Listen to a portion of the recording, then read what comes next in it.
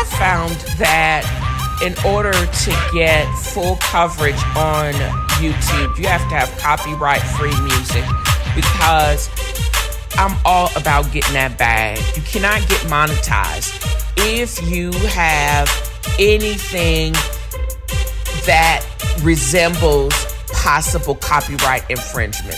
Therefore, I had to change my intro.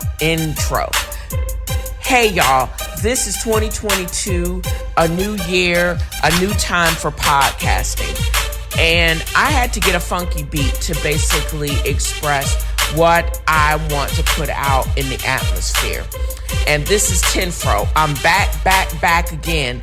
I'm a social critic, thought leader, but I'm more reclusive and cranky. But I want to read, watch, cook, and just share all things that make me happy. My wish is that this increases the curiosity of the listening audience to come back for more and to share with friends. I want 1 million unique listeners and downloads. I want Creative Quality Millie to be known around the world. Won't he do it? Yes, he will. So if you're listening to me on YouTube, click subscribe. Tip a sister. And I just want to thank you guys for listening. And enjoy and get your bop on. Copyright free.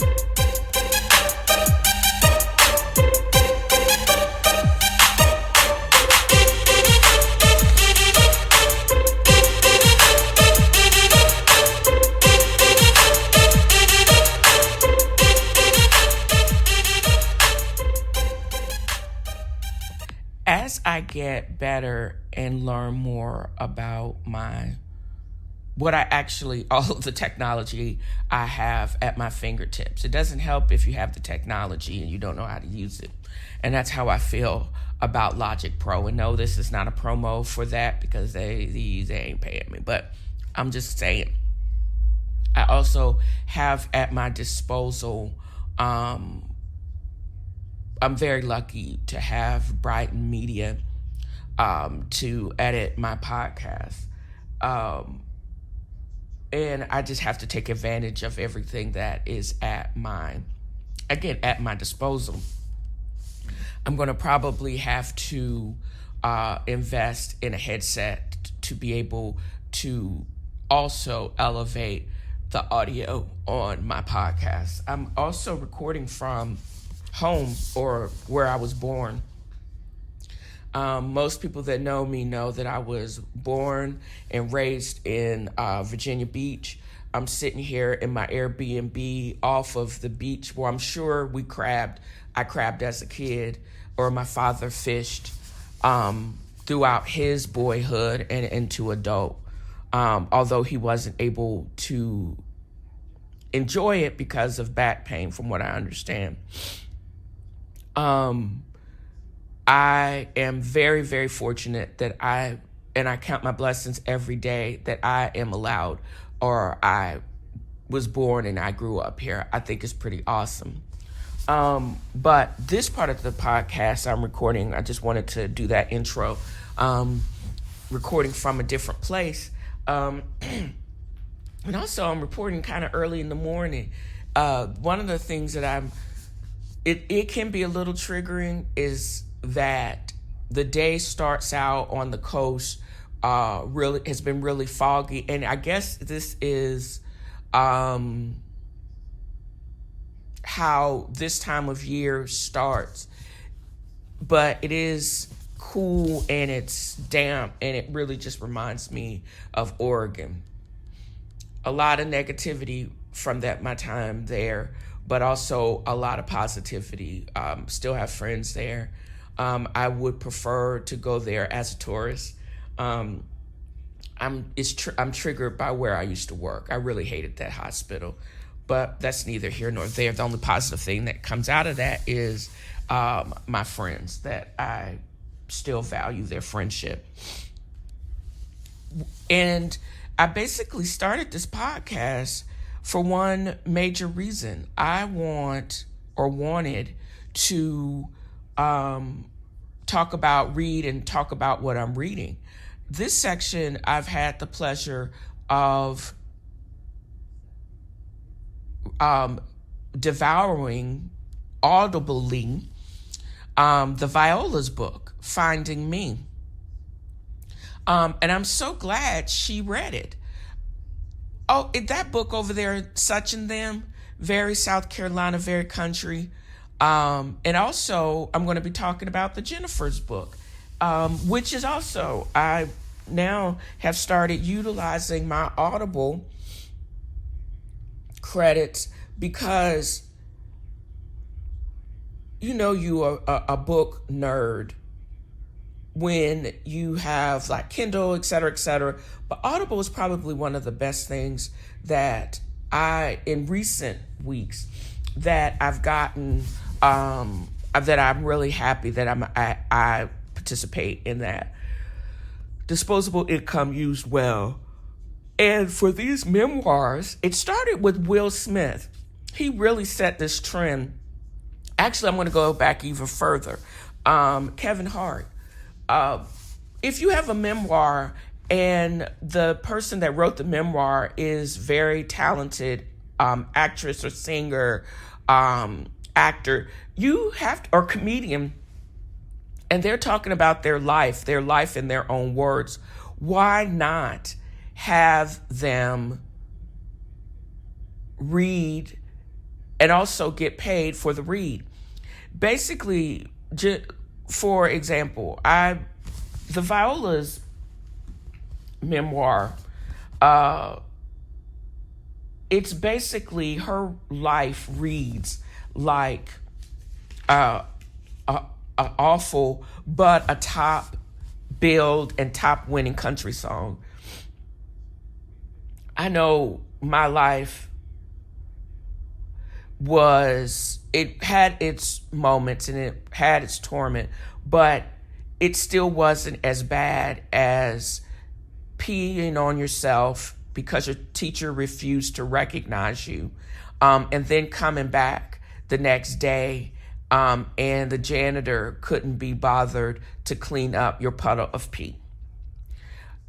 That out-countries me, and she wasn't even in the country. She was in freaking Rhode Island. I can't imagine it starting at night because you were too scared to cut on the lights, and you wrapped your head in towels or in bed sheets because you wanted to keep the rats from biting your face.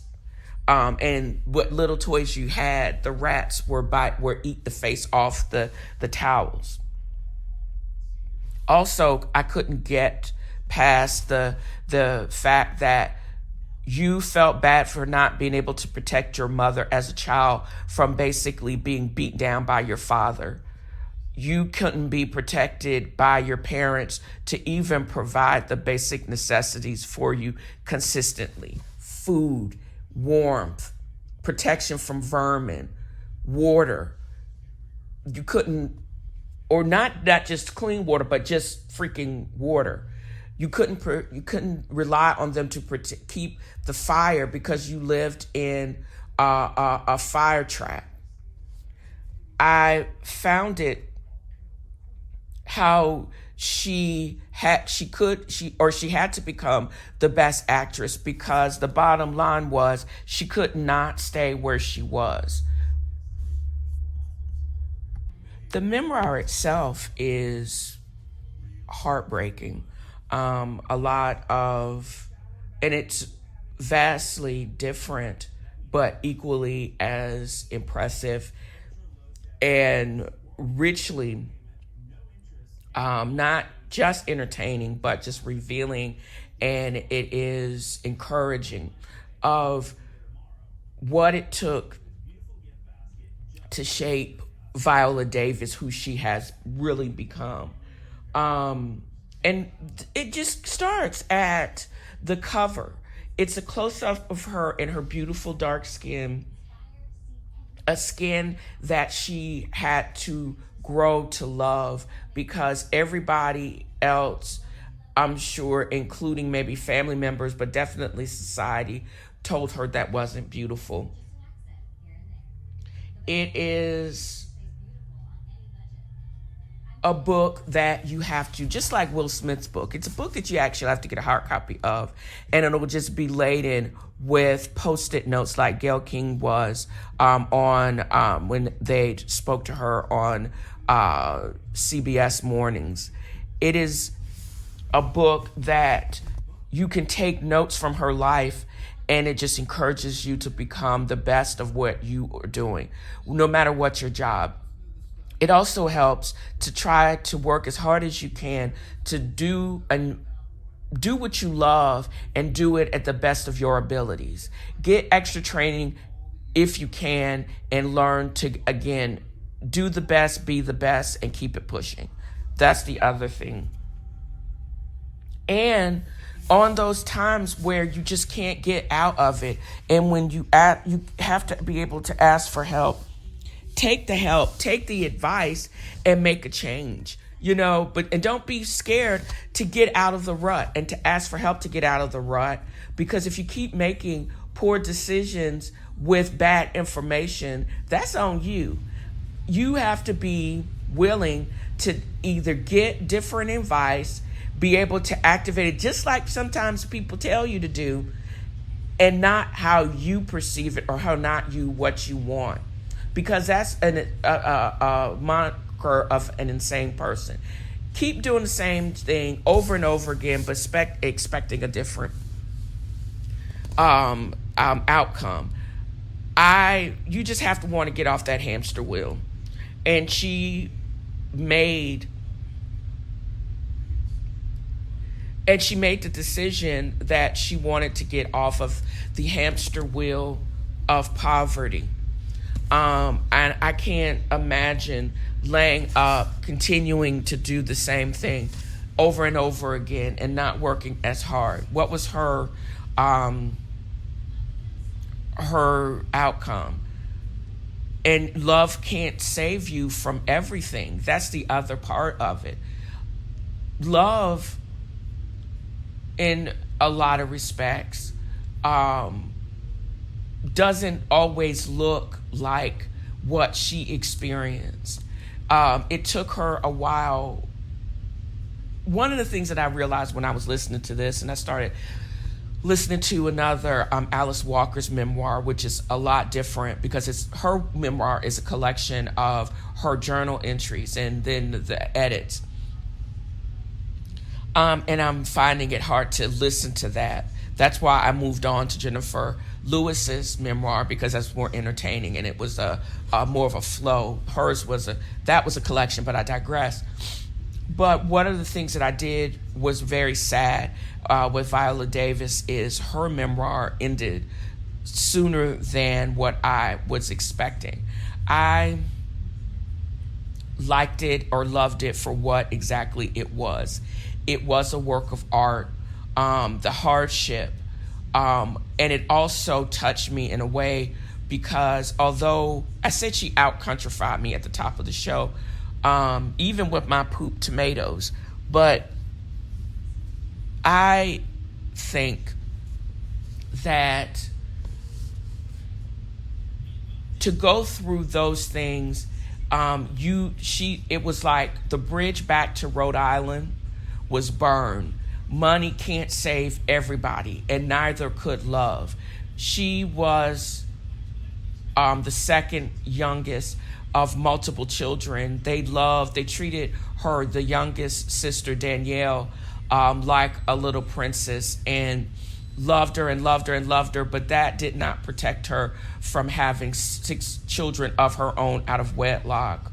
Or actually, I think the girl ended up getting married, but she was a teenage mother, and falling into drug addiction and falling into poverty, having to move back at one point in a 2-bedroom apartment with 15 other people. That was not the life that she was meant to be. And the sister that gave her that advice, if you don't want to fall victim and to continue the cycle of poverty, you have to be the best at whatever you're going to choose to do. You have to be the best at that. She went on to get her education, but also she fell in hard times too. So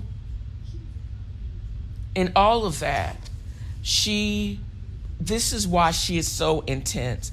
And I think in every role she brings it, because and she takes work when work is available, and she makes the role, she makes whatever role. It could be in the worst movie. And I'm not saying The Help was the worst movie, but she and her co-star, they both made their roles. They became who they were. The portrayal may have not been received as such, but she rightfully made that role, and she rightfully was awarded for that role. And because you can see what she went through, now I understand. I understand that walk that I was critiquing from First Ladies. It's because she actually had rickets. She was breastfed for a number of years, and she had those soft bones and painful joints. It was because her mother was probably malnourished and was giving her daughter malnourished milk. Didn't go outside because she's dark, and black people didn't go outside, and was breastfeeding her with vitamin D deficient milk. That just blows my mind. And also her eating habits. And she said she could put away some food, which is really hard when in anorexic Hollywood. And she's curvy. And this is one of the reasons, but she had to basically make up for lost time from childhood of depravity. And it's all the violence, all of the tragic incidents. There was still, song and happiness, but it just seems like those times were so fleeting because survival was such a large part of her childhood and young adulthood. Just to survive the next day. Survived. They didn't succumb to rat bite fever. Survived. She didn't have an encephalitis. The whole malnourishment. The thing about the strong odor of urine always being on their clothes because they could never get their clothes clean. There seems to be a hoarder situation. But it just blows my mind because I know people that were poor and broke, serious living in poverty. They still were clean. What she describes was the worst of poverty. And they had no choice. But I'm like, there had to have been choices. Y'all wouldn't have toted water up in buckets. Y'all wouldn't have put up and sealed up the cracks in the wood as much as you possibly can. Rat traps and I can't imagine still having all these kids and not being able to take care of them, and just the being so depressed that I couldn't protect my kids. I couldn't keep them clean. I couldn't keep them fed. What else was I supposed to do? The work wasn't consistent. This whole cycle of the working poor, it is such a blight on America because there should not be working poor. If you can't make Bezos money, there should be some type of safety net that you still should be able to have. Your family should be safe and fed. And less than that, to me, it just is heart-wrenching and heartbreaking. But even instead of being angry and sad about that, she basically used that as a springboard to encourage her to continue to go on. And that in itself makes of great people. I don't want any of that the type of success that Viola Davis has is in large part to what she had to go through in her previous life. I just wish I only can wish to have a tenth of her success, process what my background was, and just have a tenth of the success, because I don't want her level of success if you have to go through that craziness too. That's just beyond me. I can also say with 100% certainty, and I'm hopeful that the count off is deleted in the edits from this episode. And if they're not, I apologize for it. Viola Davis is the one of the EPs of First Ladies, and also acting as the older Forever FLOTUS, Michelle Obama. I can say in this part 3 that I am happy with the actress that is playing Forever FLOTUS. She is so gorgeous and elegant and so Chicago. I don't know if she's originally from Chicago, but it seems like her acting of the flippant nature and the strong presence, how when she deals with the dorky character that plays a young President Obama, it's just, it cracks me up because it's an assurity that can only come if you are, either you have the experience from the hood or you from the actual city that they are portraying their character in. I think she wears this mask or this role well. And I was going to look her up. Cast of part 3 of First Lady on Amazon. I've been commenting on, I've been commenting a lot on Viola Davis' portrayal, but I can truly say that the portrayal of this character, cast of First Lady, it's not coming up. Let's see, just search First Lady on Amazon with Viola Davis. Okay, so I want to know the rest of the cast members. I didn't know Kiefer Sutherland. Oh, that's right. He actually plays Franklin, older Franklin Delano Roosevelt. But she even has her lips pursed in the trailer. I can't, y'all. Oh, Lord Jesus. But the part 3, the young Michelle Obama, maybe that's what I'll do. Young Michelle Obama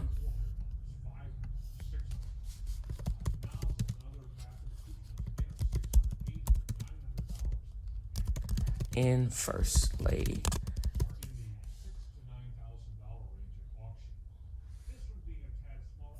On Amazon. Oop, there she is. There she is. So here, let me scrolling. This is, Jamie Lawson. She recently played in Batman. Wow. She is, without a doubt and without a lightning, I think Viola Davis is beautiful. Her skin tone is beautiful, but without a lot of lightning foundation, this actress is more closely, her coloring, her facial structure. I didn't know that Michelle Obama had such a pronounced forehead, but they covered up with bangs really well.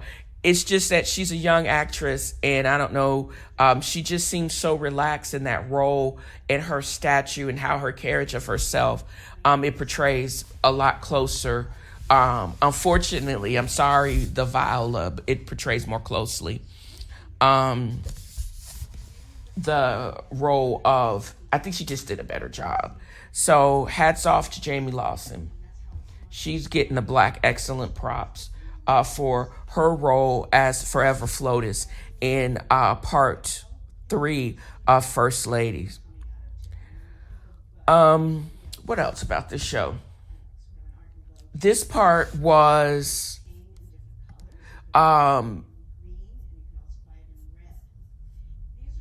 possible because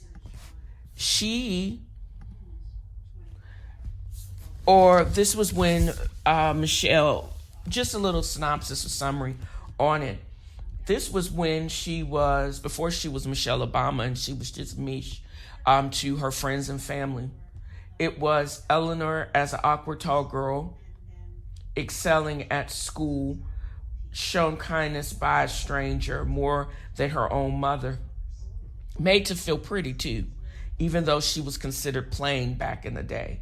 It's kind of hard to see that when the character or the actress that plays her is actually in her own way classic white girl pretty. Also, it was Betty Ford as a badass fashion manager, domestic violence survivor. One, I didn't know that she had been married before to a mentally ill man who finally allowed her, that was prone to anger outbursts.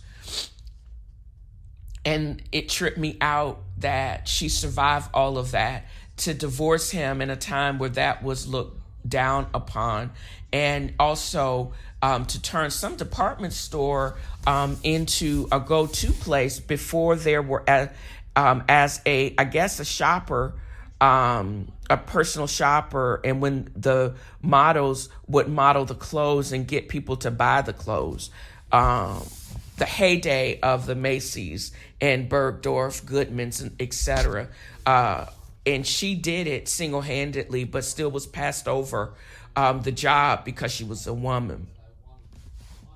Again, those two white women, because at the time, Michelle Obama was Obama's boss. She was a Princeton grad, and she would have done great things in corporate law. She was an administrator at the University of Chicago, would help to develop a healthcare law, probably in the memory of her father, how poorly he was treated in the ER when he was at the University of Chicago. How many people right across the way couldn't even access the services of the university, even though the university was in the hood, which was crazy. She was great before, even with, during, and after Obama became president. But those other women were fly on their own and were greater than the men that they were married to. And they had to extinguish their light to a slow burn, just like their husbands. And they owe a large part of their success to their wives. But they were so unequally yoked. And it's weird that they did not get the recognition until this show. Because in my mind, a lot of Americans did not know just how great Eleanor Roosevelt. We suspected it, and you would have known it if you had read and followed their life and their memoirs. But it's not like the living greatness of Michelle Obama. Still a fascinating story, and I'm glad that Viola Davis is telling it, and that we get to share in the greatness of the overall arc, the overall telling of the story, in spite of some sketch performances.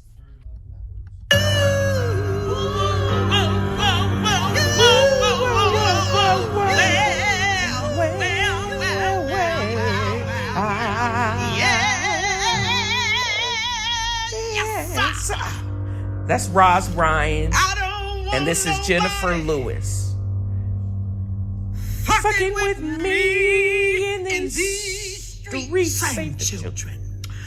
I don't want nobody fucking with me in these streets. I don't want nobody fucking with me in these streets. Ain't nobody got time for that. Ain't nobody got time for that. Ain't nobody got time for that. For what? Shit. Shit. Yeah. What it was like. That is Jenifer Lewis, Roz Ryan, and Brandy. Copyright 2016. I still probably get censored for that on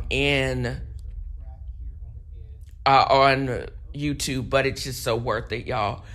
I am having so much fun listening to the audible version of Jenifer's memoir, Miss Jenifer Lib memoir, the mama of Black Hollywood. And she is. Current role including Blackish, iconic role as Tina Turner's mother in What's Love Got to Do with It. And she also played Morris Chestnut's mother with Gabrielle Union and some other show. She's just iconic.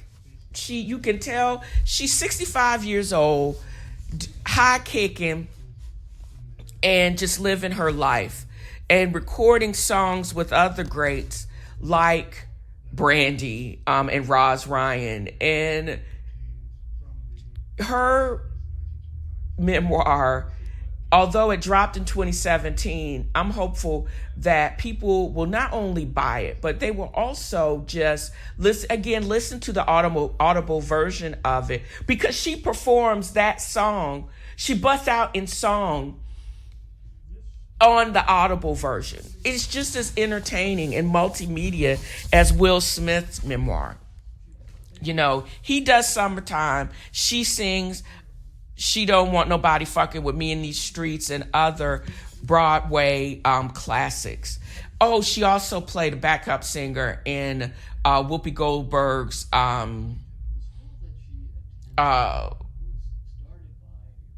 in the Habit. Nuns Back in the Habit. It was so funny. She cracks me up. I just love her as a performer, and she's just loud. She also played one of Will Smith's aunt in Fresh Prince of Bel-Air. She is, if you look up her IMDb, it is massive.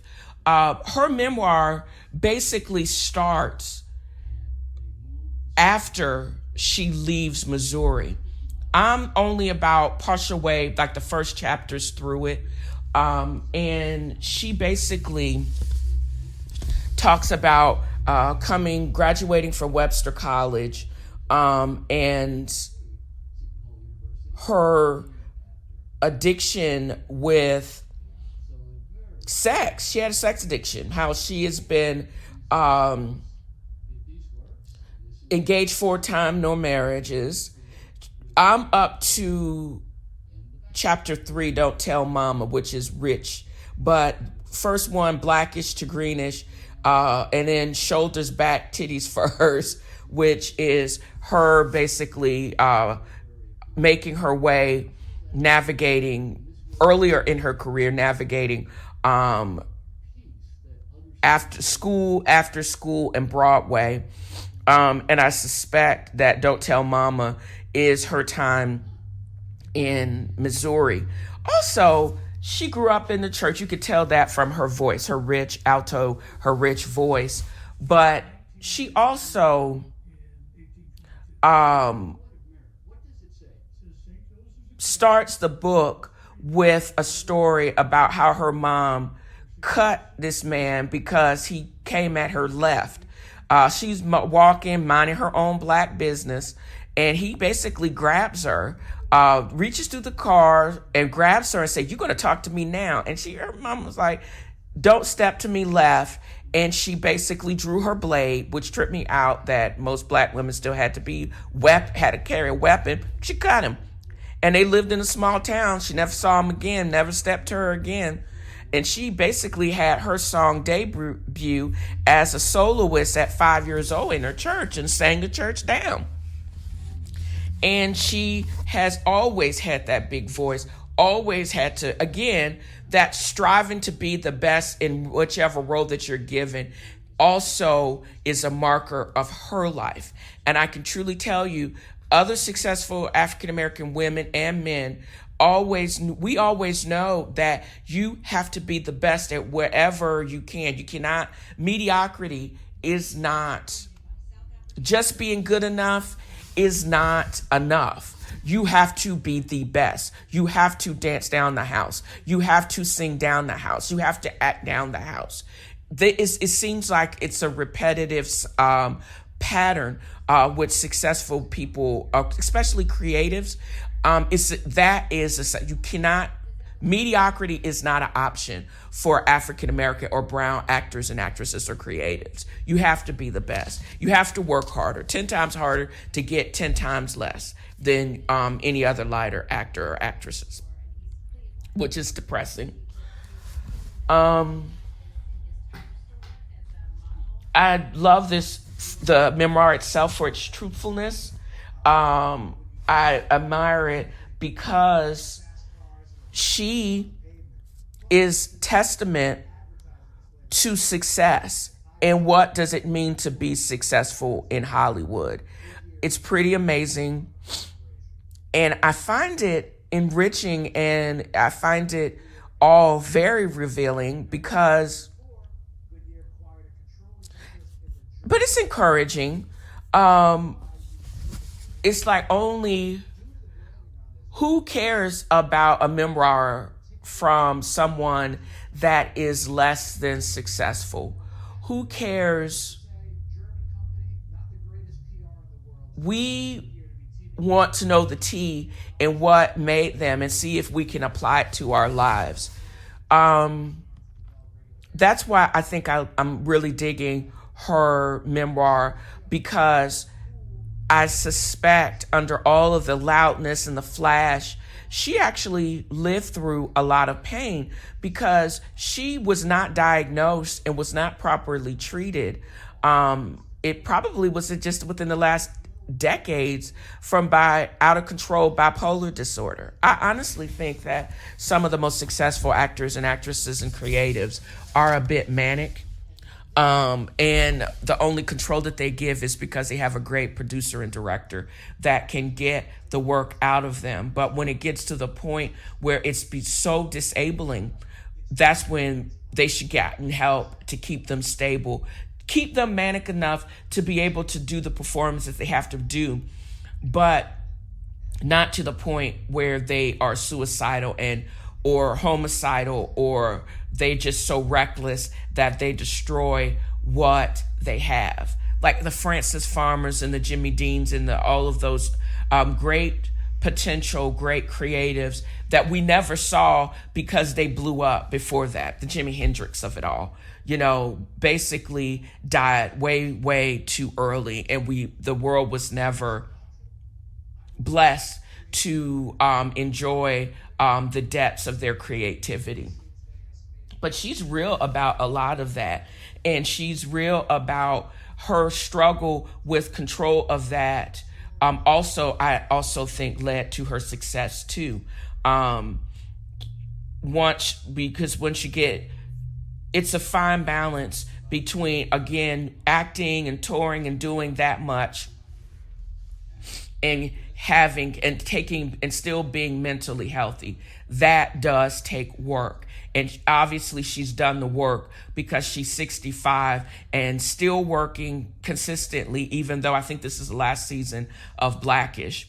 But she's also, there's a new show. I want to say it's on Showtime, where she plays a cold black female executive. And she's also already called it that it's going to be successful. And hold on, I'm still talking about her. And although I'm only on chapter 3, I plan on listening to the rest of that in the next couple of days. And then my comments on the second part of that will be on the next podcast. What is Jenifer Lewis's new show on Showtime? I think it's on Showtime. I Love That For You. And it's basically It's by Vanessa Bayer, Molly Shannon. Vanessa's in it, as well as Jenifer Holiday. And she plays this executive. And let's listen to this sneak peek for I Love That For You. I'm a television personality on SVN. Weren't you the dead hooker that got washed up under the Verrazano? I think you're thinking of SVU. How convenient is it that all of a sudden everything's going really amazingly for her? This is that dorky girl. But do she though? Life is complicated. Take it from me. I'm recently divorced. Santa Claus might have issues with Mrs. Claus, but we don't want to hear about it. Have you done much dating before? Don't worry, I only want to have sex with you. What?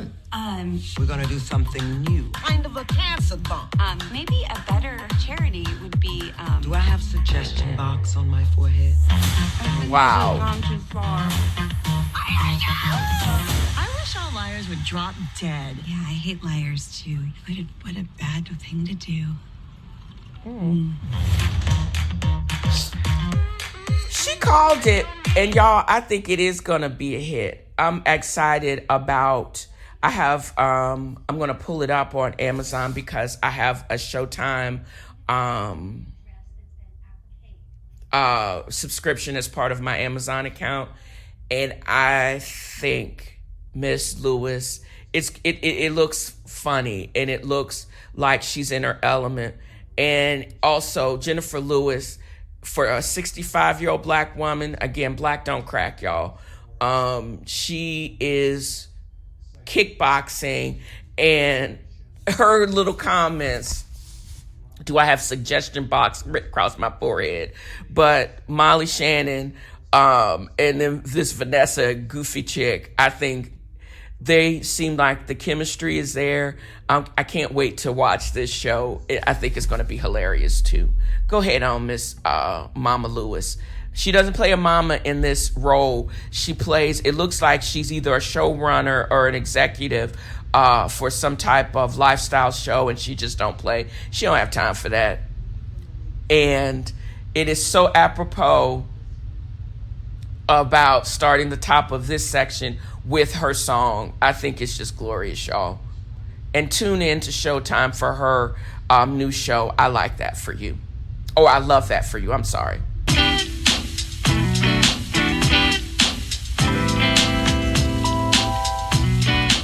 Yo, how you gonna tell a former DJ's daughter that she can't use music in her podcast, a creative endeavor? That is, what is this? Old school soul track featuring #1 soul music. Supposedly royalty free, but we'll see if I still get called out on YouTube. I just can't. It's so easy to find tracks that you like, and things that you want to talk about, and music that you want to listen to. And in this section of Love Has No Judgment, I'm coming face to face with that. My father died violently. He was basically literally shot in the face by someone that considered him his father. And he was also robbed by this person. I don't know if it was a setup. I think it was. My father had a lot of bluster. He couldn't give what was not instilled in him. A lot of physical abuse by his own mother, then untreated PTSD from Vietnam War, warped a man that in his own way had a lot of potential. As we piece together his estate, and as we process his violent and untimely death, it is just messy. I came from probate and with the realization that the heirs of his estate 2 full heirs, 2 half siblings that he's not even on their birth certificate. We all have a piece of him, and his presence was still felt with the 4 oldest siblings. For whatever reason and whatever decisions, we have lost 50 years of time, didn't know each other, and didn't really bother to get to know each other. And I realized that my half-brother and sister, there's still so much about me that they don't know. What they see and what they have heard is probably completely different than the person that I actually am. And that's why I came up and I started writing this section of Love Has No Judgment. And it took his death and his probate for me to realize that most people just want to be seen, heard, and respected. And it's not okay, and it is okay not to be okay. You can talk about it, not feeling okay, but you have to admit it that you're not. And then you have to come up with some action of how you're going to deal with it. Counseling and meds if you need to. Love does not hurt. It can be uncomfortable. Love does not cost anything. Love is not selfish. There's so much anxiety surrounding family ties and interactions. And there's so many lies that people tell, and they become their truth for whatever reason. But lies are like a poorly constructed joke. It's not funny, and you should just leave it in the dust. You have people in your life that can become your therapist, but if they don't have a master's or above training, or they don't have an MD and can't prescribe you meds, they're not your therapist. That whole selfishness about family ties and love applies here, I believe. And just because family members are so easy to speak with and to talk to does not mean that they are your de facto therapist. Some of the best therapists get paid anywhere between $100 to $200 an hour. So if you're not paying your relative that, or they don't have a PhD behind their name or an MD, stop it and do the work, but not do a work on your family members, because it's not fair and it's absolutely hurtful. And I am a living witness that with PTSD and high levels of anxiety, you need some folks that can basically talk you off the edge and that are trained to do that, because that is their job. You don't want to put this kind of heaviness on a relative or someone that doesn't get paid for the nonsense. I'm just saying, y'all. And for those of you that refuse to do that, how dare you? You immature, selfish bastard. You need to basically buck up and do the work and want to change. And if you don't want to change, then you don't need to basically keep doing it. And also the people that are being abused in this way, you basically have to get a nogger. You need to put that in your repertoire, because it is okay to not only say that when you're not okay, and it's also okay to tell grown-ass people, nah, I'm not doing it. Nah, I ain't got it, or nah, I ain't got it for you, and nah, I'm not going to spend my time with you because I don't want to do it. We all adults here. I've only lived 50 years in this life. I think I've learned something, and something just very telling. If I really don't want to do it, I'm not going to do it. And I'm going to have to be okay. And everybody that asks me some dumb shit and they get that no, fine. And that's basically the Clifton Robert Baxter of it all. He was okay with telling people nah and kick rocks. I'm actually having to put that moniker on. There are a lot of things that I have to work on and let go of my past. But then there's some things that I'm going to be able to do and to use, because if it is positive and it's going to be helped to protect my mental health and sanity, and also my physical health, which I know I have to work on. And one of the things that I really am just astounded with, feeling comfortable being in my skin, although it's very stretched because I'm fat. There's still no judgment from my family, and I'm okay with that.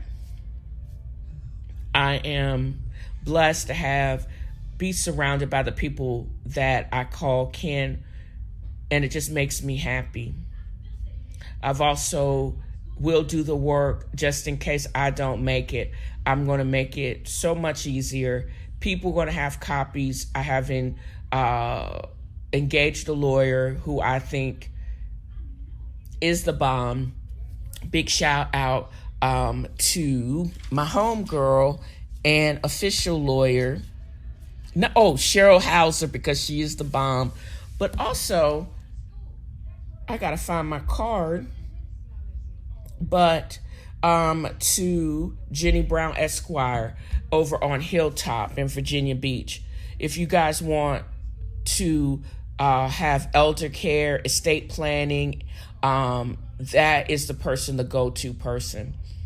And she's more encouraging on not just that front, but explaining things, making it plain, and also encouraging me to consider also adding another degree into my overall repertoire, just because of her and my experience. And I'm grateful for that. Her and the probate, the clerk down at Virginia Beach Circuit Court, they have made, I think, who I am and how I present now and what I want to do now, being able to meet these fascinating women and what they do has encouraged me to start considering another line. It suits my personality, and it basically using all the skills that I've learned as a medical doctor and applying it into some other, also because I'm also bougie, high-priced profession, which I know I will love, and it just suits me. So y'all pray for me as I explore these things and make right decisions, study for this test that I know I'm going to have to take, and do the entire application process. I'm excited, and I hope you'll be excited with me. And again, vibe with me as I vibe to this old school soul track. You can take the girl out of the juke joint, but you can't take the juke joint out the girl.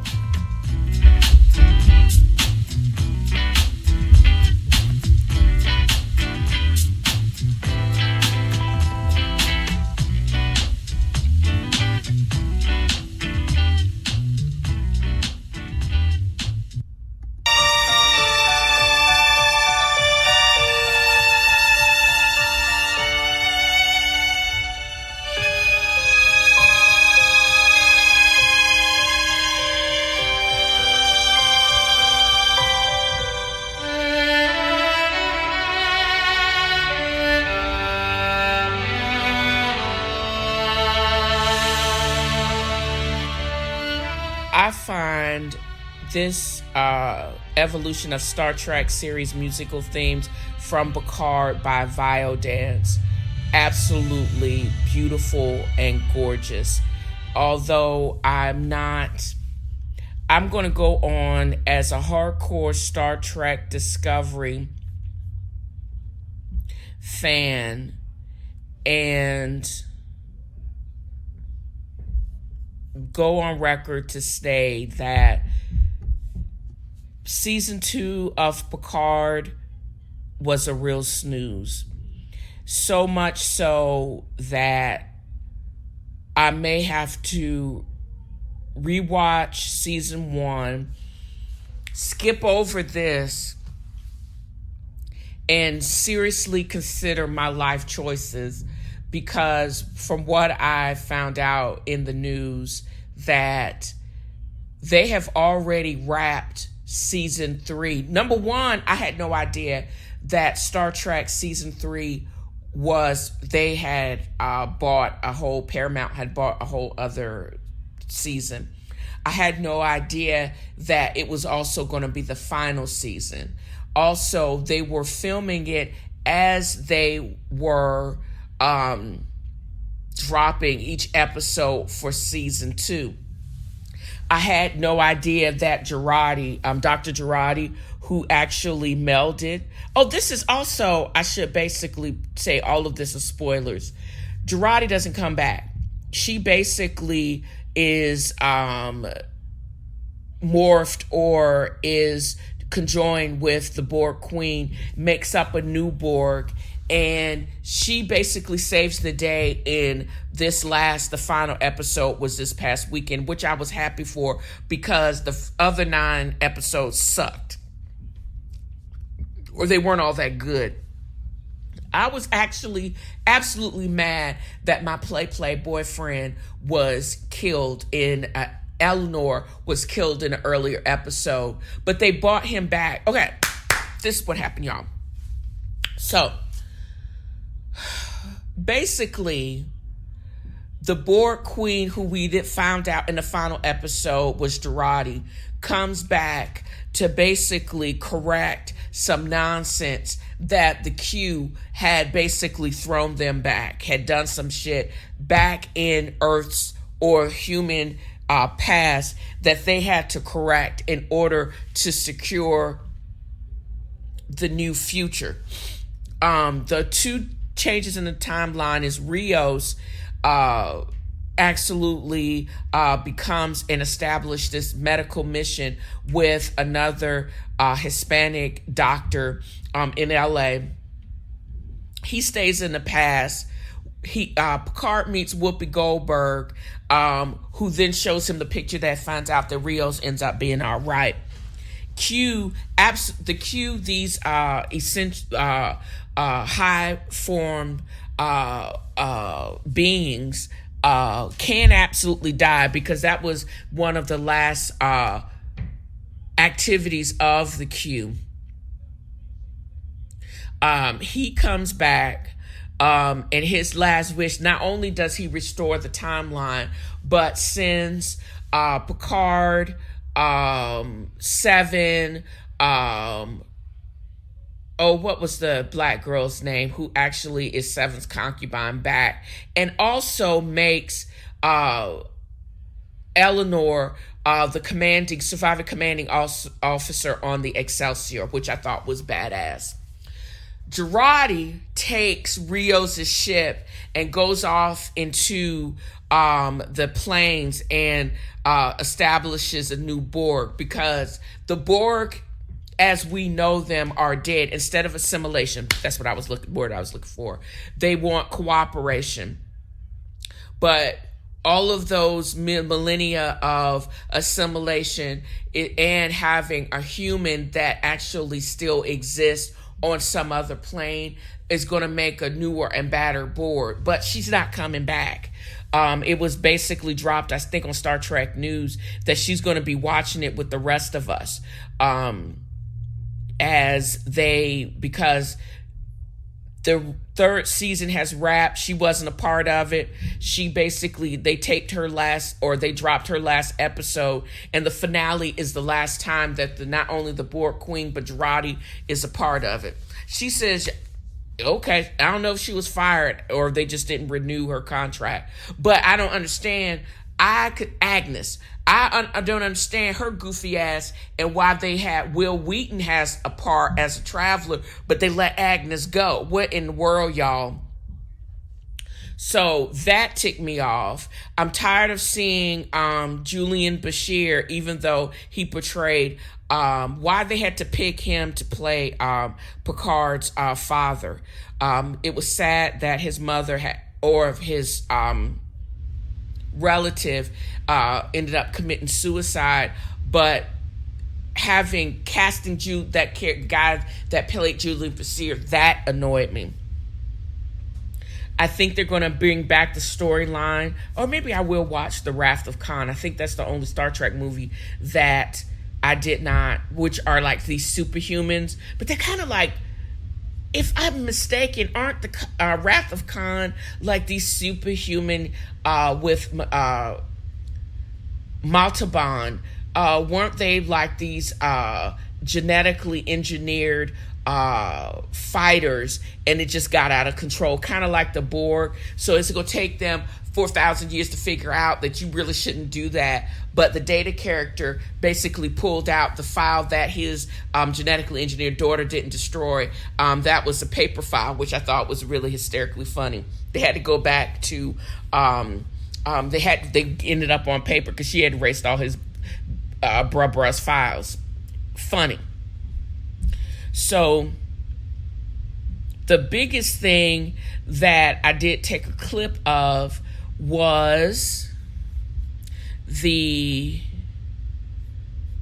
like the only real cool fight scene, and I'm going to figure out how to produce it, because some of these stills I think are going to be badass. There's like a 140-second fight scene that the rest of the armada of in the future basically are led by 7 of 9 and the newborn queen that is assimilated or cooperative with Girardi.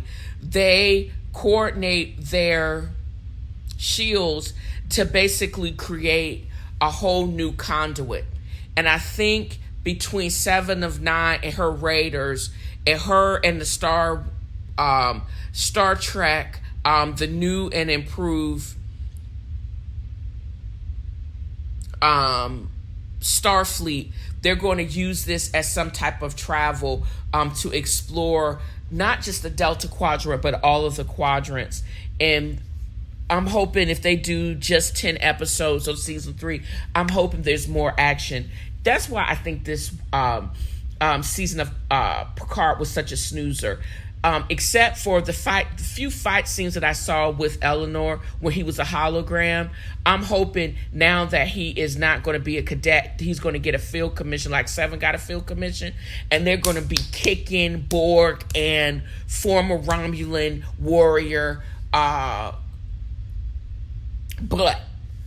that would make me happy. And then Discovery is going to come back. They're not going to hold. I'm not going to be able to be held back because that's going to be the bomb.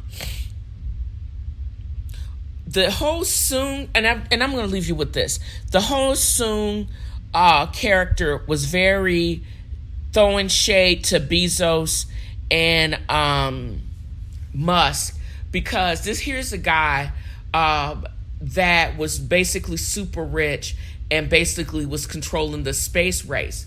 Who were they talking to? That's why I like Star Trek and sometimes Star Wars, but mostly Star Trek.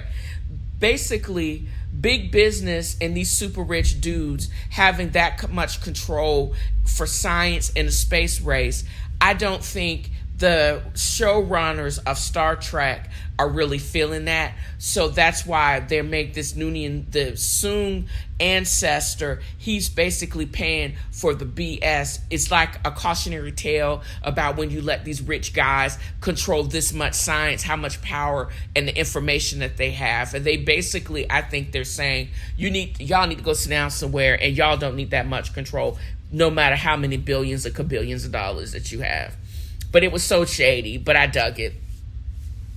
And why who we call guardian angels simply advanced life forms guiding us to a higher reality or state of being? I really thought of that during this episode. And there was just CGI. Those types of special effects were on full effect, especially with that last scene where all of the Federation Armada ships basically repel that power surge, and they have now a conduit that used to basically support Borg travel is going to be now another high-speed travel. Instead of like ripping the universe in half, it's going to be another high-speed travel. And they're going to be opening up new worlds to new exploration and to new discovery of beings. And I really, really dug that. And also, I'm not going to spend a whole bunch of time on the shenanigans of it all. Bad, the fuck? I'm my bed, I'm big bag, can't touch. Come get your man. How many women have been saying that all this week? I'm basically going to go on record to basically say, SCOTUS Da-Fuck. It leaked. There's a security breach with the Supreme Court, but they are, with the opinion of Alito, all of them are in lockstep. Well, the most conservative, backwards MFers are in lockstep to basically overturn Roe v. Wade. They basically, if we play this right, they are on tap to basically hand the Democrats, if we really play this right, or hand the Democrats in the midterm elections a win. But we got to be able to play this up. People have been protesting since the leak of the beginning of the week. And it's basically like, women, this is not a right. It's not in the Constitution. No, bitch, none of this shit's Constitution. Women's right to vote, gay marriage, birth control, none of those things are in the Constitution. But the right for women to not only do those things is a right. Not specifically. The spirit of the law is such that the interpretation, and another Republican, Blackburn, that made the first ruling and opinion on Roe v. Wade, said it's a right for her to basically say, you know what? I really don't want to bring a life into this world that I really can't take care of, or I mentally am not going to be able to bond with. I don't have a uterus, but if I did have one, I don't want anybody to basically say what I can or can't do. Furthermore, there is a Texas medical jurisprudence that does not allow corporations or jobs, and I would assume this would apply to governmental agencies, that you can't practice medicine. Abortions or termination of pregnancy are medical procedures accepted by the AMA and most international medical societies. Who is the government to basically regulate this out of existence? Who would basically say that this woman who has either has no children or does not have any children, who are they to say that this medically accepted procedure you can't have? Because aren't you breaking the law by these restrictive laws? Because a government or entity can't say that. That's what they say in Texas. So how can you make these restrictions? And you're not protecting life. Whose life are you protecting? Because once these bitches get here, you basically do all you can to have no service, no support, and there's definitely no psychological support for these women. And no support for these kids that end up either in foster care, abused, and they just basically disappear. Y'all, again, you can't have it both ways. The math ain't mathing. Who exactly are you protecting? And are you trying to basically really turn back time to pre-1950s for only a certain segment? Or are you really trying to make this country only for a very small majority of people, even though you are made up of many people? Are you trying to basically only turn this into a world where only straight white men have a say and everybody else can kick rocks? Are y'all basically giving people more fodder to basically become expatriates until y'all basically straighten this shit out and sit the fuck down? Or are you basically going to have another swing? It seems like President Obama was the realization of a dream, and how if we were in a perfect democracy, many people that looked and sounded like him this is what democracy means. But y'all basically now are wilding out. So you're basically are trying to basically obliterate the last 20 years and revert to a time when y'all were the bomb. And you got your minions, you got the Tims, and you got the Clarences, and you got a bunch of these brainless, lobotomized us mugs that are willing to help you. But again, if we play this right, between the Democrats and the Libertarians, we could basically reverse a lot of this wholly lobotomized conservatism and tell the chumps and the foolish people in Ohio to take many seats. And then we could continue on a realized, heightened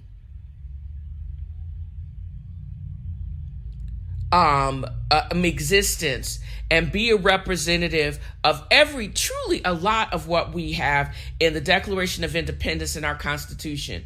Because this conservative rollback of time, it will be the detriment to democracy. I can get how people can become sovereign citizens, because when the Democrats and all these conventional parties can't make a ass turn, maybe this is going to be one of those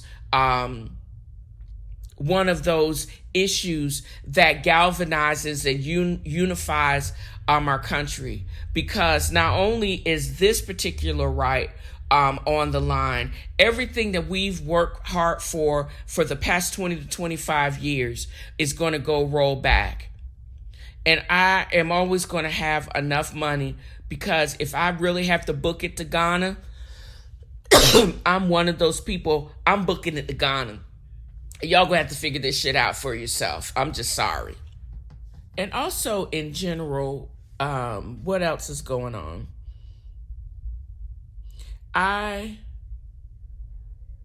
The whole COVID mess, what's going on with that, and just general shenanigans.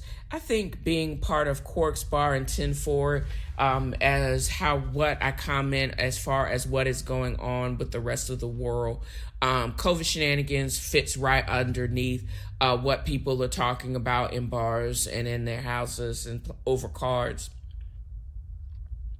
But we've reached 1 million deaths in this country, all preventable because people are stupid. Fentanyl deaths in 2021 was the most deadly years for accidental overdose, and we're not going to be able to arrest ourselves out of this crisis. 1/4 of a gram of fentanyl not only can knock a person off their ass, it can give you what we call wooden chest syndrome, which basically is the respiratory muscles are paralyzed that you can't even bag them. So if you were to intubate them or even get a good seal, it is very difficult to get air in and out of somebody that has too much fentanyl. That's one of the side effects. Because what we do is call bag, or you ventilate them with an ambu bag to take over their breathing while the medicine gets out of their system. But fentanyl, one of the side effects of an overdose is it basically almost acts like a paralytic agent and won't allow you to do that. So they could basically be dying of oxygen deprivation while you watch them, and there's nothing you can fucking do about it. And while we are politicizing wearing masks, basically not thinking about renewing COVID relief, we got young kids taking half of what they think is OxyContin, and it's basically 0.5 of fentanyl, and they're not going to wake up from that. I'm tired of double talking, two-faced politicians, and a lot of shady law enforcement or officials that are missing the point about there's so many things that we can be focused on, where we don't need to be focused on the name of a freaking team. We got to basically look at the racism and white supremacy that led us to think that that was actually okay. And looking about how to prepare relationships and reparations, not only for Black people, but from a whole nations of people that you exterminated and you ripped off their lands to create this country. Let's just start there. But y'all want to argue about minuscule things, and you basically, the million of people that basically died, how about the multi-millions of people that died as you were basically stealing from the indigenous people? How about that? Or the people, all the people that died in the Middle Passage, all the people that died of hard labor, not just from the Holocaust, but we're talking about these plantations and the continuation of over prison in Angola and places in Mississippi like Parchment that are basically resemble the worst down south plantations that I've ever seen. How about that? Let's just start right there. So when I listen to all this double speak of these politicians, I give all of you the side eye. There's so much that we have to protect. How about the people that are living now? What are we going to do to protect their well-being, their mental health, making sure that if they have these horrible things happen to them, how are we going to keep them whole from a mental health standpoint as well as a physical standpoint? And how are we going to keep deal with health disparities? How are we going to do all of these things? Ask yourself that every time you want to say, well, we can't do this or we don't have the money for that. Ask for what we can do with the problems that we have now. But if we were to play this right, instead of saying the fuck SCOTUS, we basically will listen to what these fools like the Marjorie Taylor Greens and the Purdue's and all of them. What have you said? What are you saying? And what is worth more, your right? And are you okay with them rolling back all of the advances for the past 25 years? I honestly think people have been pissed off since Bill Clinton, because the hick from Arkansas should have never gotten in there. And definitely the educated Harvard graduate, basically Harvard Review, should never have gotten in there. But time of reckoning is coming. And what are we standing for in America? Are we standing for the extreme right, the extreme left, or are we going to have to come to a middle ground? And what is the cost of getting these real polarized people? Is it worth ripping apart our country and all of your brain power and our money, getting the hell out and going somewhere else until y'all figure this shit out? How about?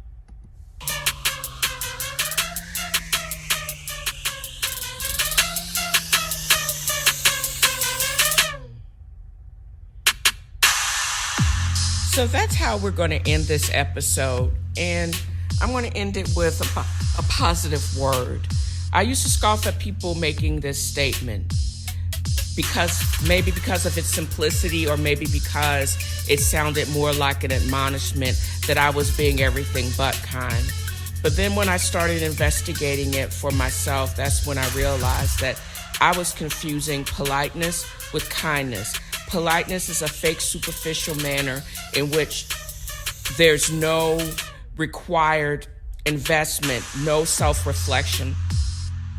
But being kind is an adjective. It is an action. If you're kind to yourself first, it's like exercise memory. You will continue and be kind to others. Let that sit with you for a while. I'm going to try to be kind to myself. I'll be kind to others. It's very simple, and you got to repeat it. Lean into the spirit of a new year by counting your blessings, giving to others, and spreading happiness. I know I will. And this episode or this podcast is my means to spread joy and happiness and light and enlightenment. There's so much going on with aggression and just meanness. But if I can leave you with one small positive thought, start your day with that, that can change everything for you. and just basically change your day. Don't forget to check out Dale's Angels Inc. for the notes on this podcast, as well as other works by CQM and other contributors that are in work or in being edited right now. Also, check out my Instagram feed, TNFro is Reading. You can check me out on Facebook, TNFro is Reading Book Club, as well as my YouTube channel, TNFro is Reading and Eating. And what I'm just chatting and streaming at TV Food Wine Girl on Twitter. Navigate to Writer's Block Coffee or shipabagadicts.com. Use my promo code TNFro Coffee or TNFro Got Jokes, respectively, to get a percentage off of your order.